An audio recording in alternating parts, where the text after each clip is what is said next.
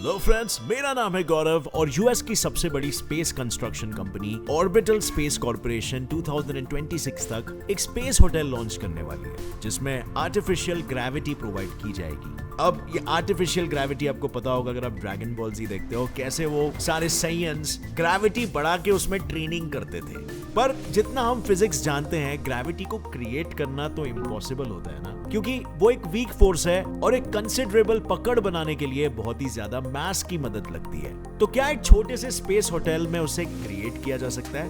Well, I think इसमें हमारी मदद मार्वल के डॉक्टर ब्रूस बैनर जी कर सकते हैं, जिनको फिजिक्स में महारत हासिल है। पर अगर बैनर इतने होशियार है तो अपनी स्ट्रेचेबल चड्डी टोनी स्टार्क से क्यों बनवाई? कहीं इसका रीजन हल्क के मूड स्विंग्स तो नहीं, जिसकी वजह से ब्रूस बैनर भी फोकस नहीं कर पाता? खैर, मूड स्विंग से याद आया, ये लड़कियां जब पीरियड से गुजरती है ना, तब हमेशा चिड़चिड़े मिजाज में क्यों रहती है? आई थिंक इन सवालों का जवाब तो आपको जानना ही होगा, क्योंकि लड़कियों को समझना है, बनना है एक अच्छा बॉयफ्रेंड या हस्बैंड। तो बने रहो इस वीडियो के अंत तक और आइए जानते हैं इन सारे सवालों के जवाब in today's ask GSF episode. आज का हमारा पहला सवाल है, how do spaceships make artificial gravity? Artificial gravity यानी वो कॉन्सेप्ट जिसे ऑलमोस्ट हर साईफाई स्पेस मूवी में दिखाया जाता है कि कैसे बस एक बटन दबाने से स्पेसशिप में फ्लोट हो रहे सभी यात्री फ्लोर पर सीधे खड़े हो पाते हैं। मगर क्या अर्थ जितनी ग्रेविटी जो उसके मास पर डिपेंडेंट होती है, उसे स्पेसशिप जैसे कंपैरेटिवली छोटे ऑब्जेक्ट में पैदा किया जा सकता है क्या? अगर हाँ, तो कैसे?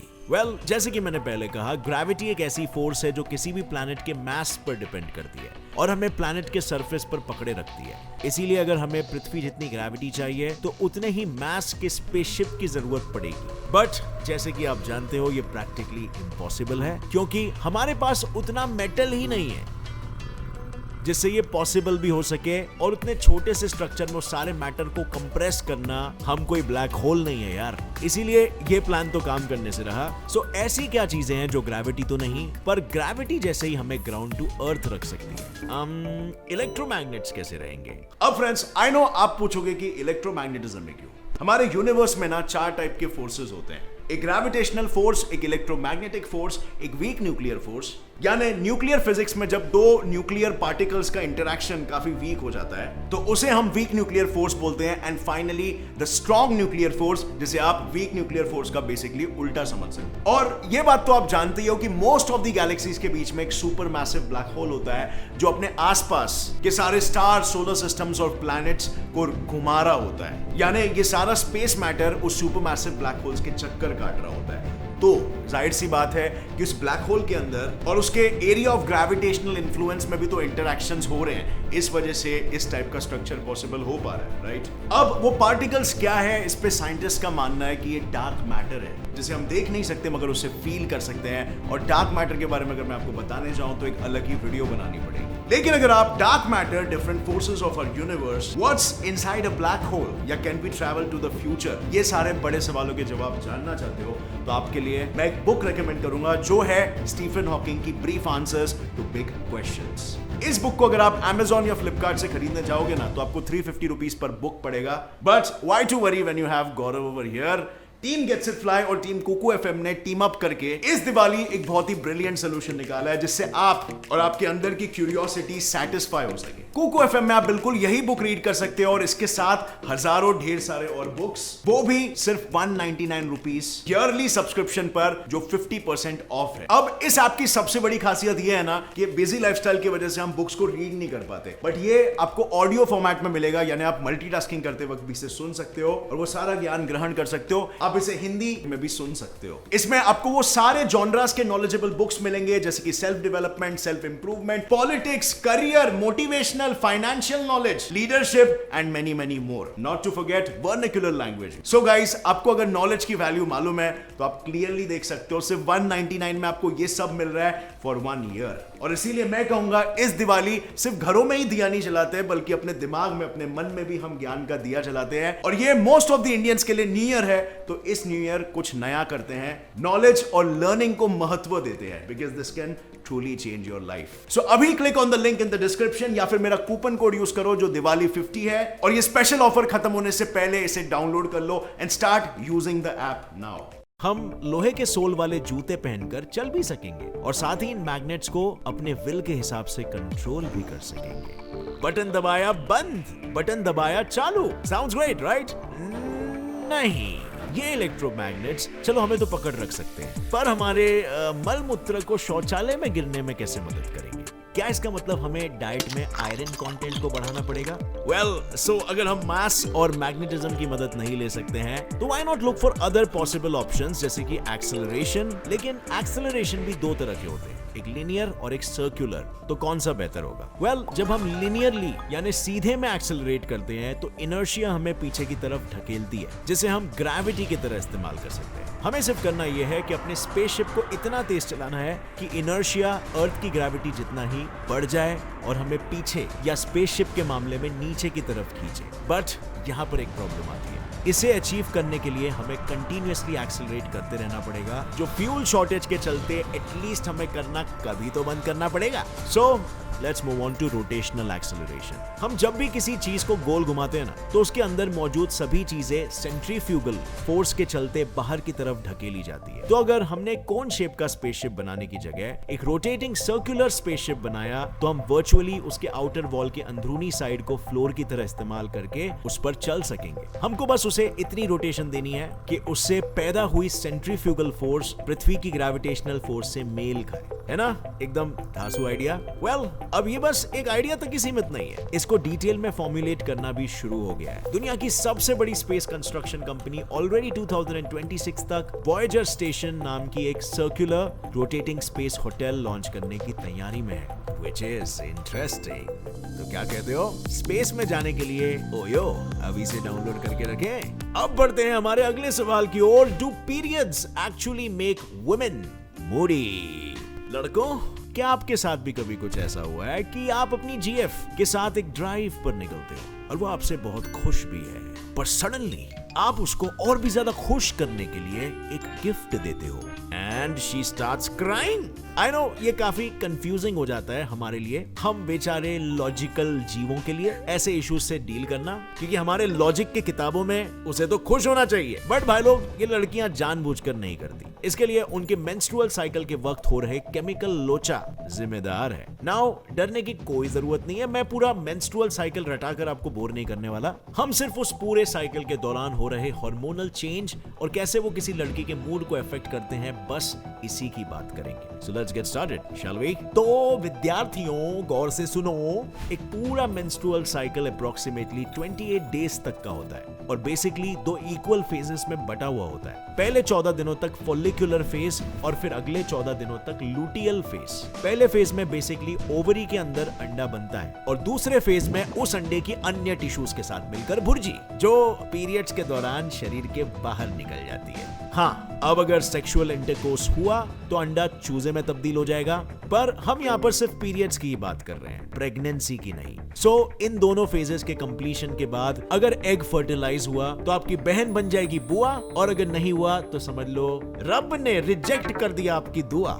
इस रिजेक्शन को एक्सेप्ट कैसे करें? और इसीलिए फीमेल बॉडी इससे चिढ़ के बच्चे के लिए किया गया पूरा तामझाम यानी एंडोमेट्रियम वाला गद्दा, कुशन और न्यूट्रिशन से भरा खून गुस्से के मारे शरीर से बाहर फेंकने लगता है, जिसे हम पीरियड्स कहते हैं। पर आखिर ये फीमेल के शरीर और मस्तिष्क में चिड़चिड़ापन कैसे पैदा करता है? तो यार ये सारे हार्मोन्स की कियाधारा है। शुरू के 14 दिनों तक एस्ट्रोजन सबसे ज्यादा सेक्रीट होते हैं, जो सेक्सुअल कैरेक्टर्स के अलावा दूसरे बिहेवियर को भी रेगुलेट करते हैं, क्योंकि इसके सेक्रीट होने से दिमाग में इनडायरेक्टली सेरोटोनिन, डोपामिन और एंडोर्फिन जैसे हैप्पी हार्मोन्स भी रिलीज होने लगते हैं, जो उस लड़की को खुश रखते हैं। पर फिर आता है अंडे के ओवरी के बाहर आने का समय, यानी ओव्यूलेशन का समय। अब इस प्रोसेस के लिए एस्ट्रोजन को कम और ल्यूटिनाइजिंग हार्मोन यानी कि एलएच को बढ़ाने की जरूरत पड़ती है। इस सडन हार्मोनल फ्लक्चुएशन से लड़की की बॉडी खतरा महसूस करने लगती है और सेरोटोनिन, डोपामिन के जगह कॉर्टिसोल रिलीज करने लगती है, जो स्ट्रेस बढ़ाता है, जिससे वो चिड़चिड़े हो जाते हैं।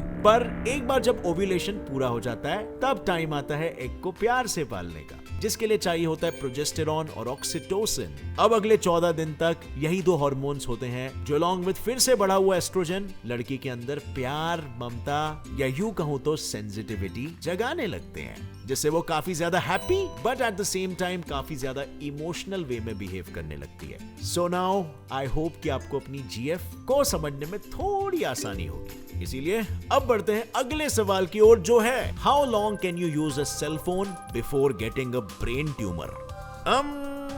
Probably forever। अब ऐसा मैं क्यों कह रहा हूं? Well, इसके लिए आपको पहले ये समझना पड़ेगा कि ब्रेन ट्यूमर या यूं कहूं तो किसी भी तरह का ट्यूमर कैसे होता है। तो देखो यार, ट्यूमर कोई वायरस या बैक्टीरिया नहीं होता, वो बस अपने ही सेल्स होते हैं जो येड़े के माफिक बस बच्चे पैदा यानी डुप्लीकेट करते जाते हैं और इससे एक बड़ा सा सेल से भरा गोला बन जाता है जिसे हम ट्यूमर कहते हैं। ये ट्यूमर एक सर्टेन साइज तक ही बढ़ता है, जिसके बाद वो फूट के पूरे बॉडी में इन येड़े सेल्स को फैला देता है और इसे ही हम कैंसर कहते हैं। आई नो आप सोच रहे होंगे कि आखिर ये सेल्स अचानक ऐसे मंद बुद्धि जैसे बिहेव क्यों करने लगते हैं। तो गाइस नहीं, ये अचानक नहीं होता, इसके पीछे कई शातिर पंटरों की साजिश होती है जिन्हें हम कार्सिनोजेंस यानी कैंसर कॉजिंग एजेंट्स कहते हैं। ये कार्सिनोजेंस बेसिकली हमारे नॉर्मल सेल्स के डीएनए में गड़बड़ी क्रिएट करता है, जिससे वो पगला जाते हैं और बावली हरकतें करने लगते हैं। तो कौन है ये कार्सिनोजेंस? कहां पर रहते हैं ये जो हमारे मासूम सेल्स को बहका रहे हैं? वेल, मेनली दो तरह के कार्सिनोजेंस होते हैं, एक केमिकल और दूसरा फिजिकल। अब क्योंकि हमारा सवाल रेडिएशन से जुड़ा हुआ है, सो भाई लोग हम सिर्फ फिजिकल रेडिएशंस की बात करेंगे। सो भाई लोग रेडी हो? तो देखो, अगर किसी भी रेडिएशन को आपके डीएनए को डैमेज करना है ना, तो उसको पहले आपके सेल के अंदर घुसना पड़ेगा, फिर साइटोप्लाज्म से होकर न्यूक्लियस तक पहुंचना पड़ेगा और फाइनली न्यूक्लियस के भी अंदर पेनिट्रेट करके डीएनए तक पहुंचना पड़ेगा। और कमाल की बात पता है क्या है? इतनी मेहनत करने के बाद भी कैंसर नहीं होता। उसके लिए डीएनए के बॉन्ड्स को तोड़ना मरोड़ना भी पड़ता है टू कॉज सम डैमेज। अब पूरे इलेक्ट्रोमैग्नेटिक स्पेक्ट्रम में से सिर्फ कुछ ही ऐसे रेडिएशंस हैं जो ये कर सकते हैं और इसीलिए उन्हें हम आयोनाइजिंग रेडिएशंस कहते हैं। लेकिन क्या आपको पता है इन रेडिएशंस की स्टार्टिंग रेंज क्या होती है? It is 1 million billion hertz, जिसे सिंपल शब्दों में हम पेटाहर्ट्ज कहते हैं। अगर इसको हम रिसेंटली लॉन्च हुए 5G की मैक्सिमम रेंज से भी कंपेयर कर लेना, तो वो भी 40 से 50 गीगाहर्ट्ज तक ही जाती है, जो कि विजिबल लाइट से भी कम है। एक्स रेज और गामा रेज जैसे आयोनाइजिंग रेडिएशंस की फिर हम क्या बात करें? विजिबल लाइट तो हर जगह पे है। क्या हमें ब्रेन ट्यूमर हो रहा है? और अगर फिर भी आपको ऐसा लगता है ना कि मोबाइल फोन्स की रेडिएशन से आपको कैंसर हो सकता है, तो आपको फिर घर पर लाइट और मोमबत्ती जलाना भी बंद करना चाहिए। रहो अंधेरे में और देखो मेरी वीडियोस। चौथा क्वेश्चन है, why don't Hulk's pant rip? The incredible Hulk 1962 में रिलीज हुई वो कॉमिक बुक है जिसकी मदद से हल्क ने पहली बार अपने फैंस के दिलों में कदम रखा था। काफी भारी भरकम कदम था, बट रखा था, वो भी चड्डी के साथ।